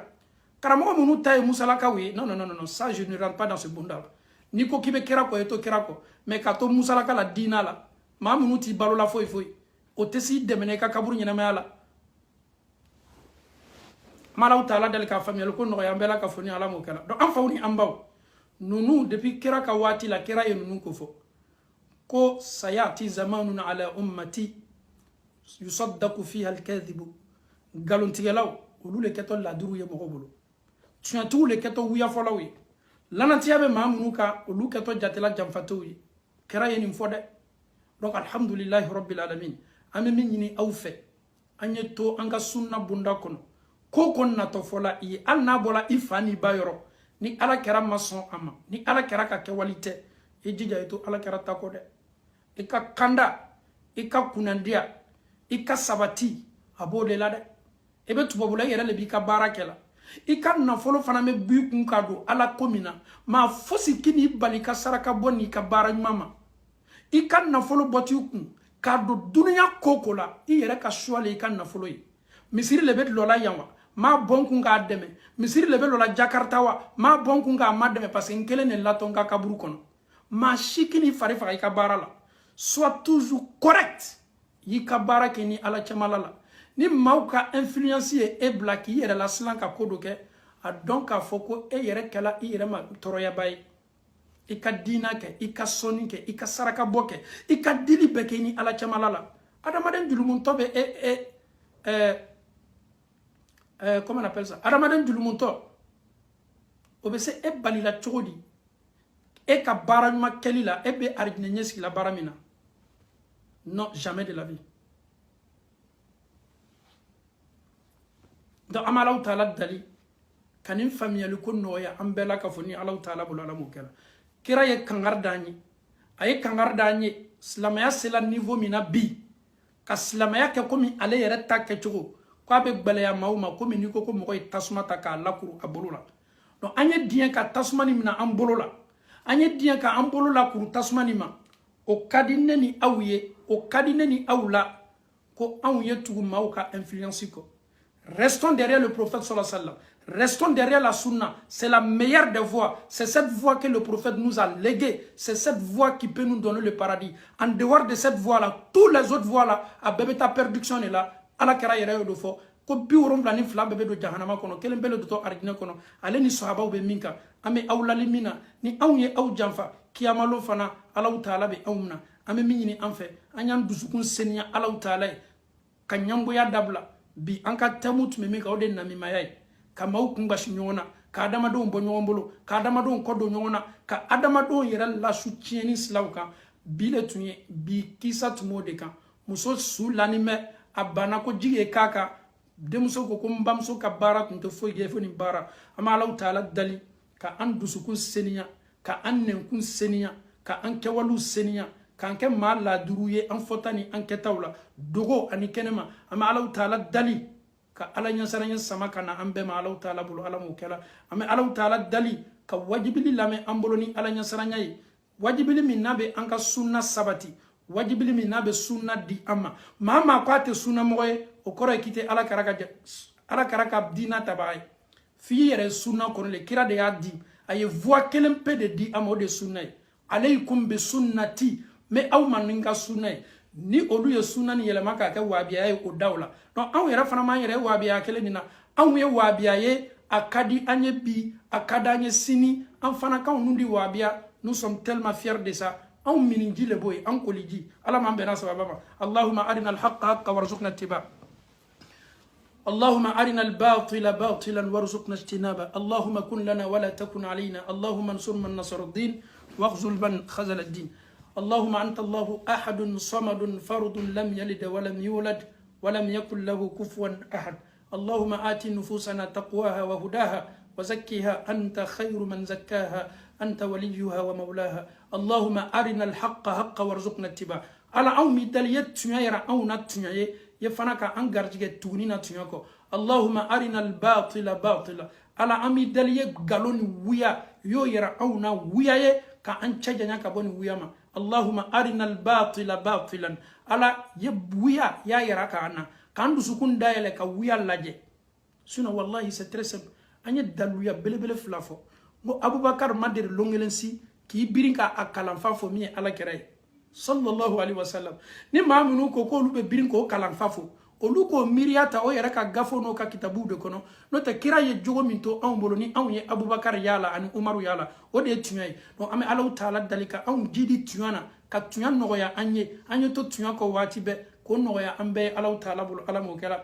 ame alaw taala dali masami an lakafu ka sunani no ya anye ka klafana ka amblas la ka ame ala dali albi amasala folole ka sunna yere no ya anye fitini mi ambolo ka do kafo ala kanga limaniya jidi fanye se sunna yere kala ala kara tiyanen ta yere kelila sallallahu sallam fo kata se sayama ala kana bo ambolo ala fana kana anye bonda kono bonda mi ambla bu slaka slamini ala taala be mone encore ame aw fo ko sebe alhamdulillah rabbil alamin ama ala taala dali ala ma ambe na sababama ama ala taala dali am fatani anketa ko dia ala taala ala mo kala wassalamu alaikum wa rahmatullahi wa barakatuh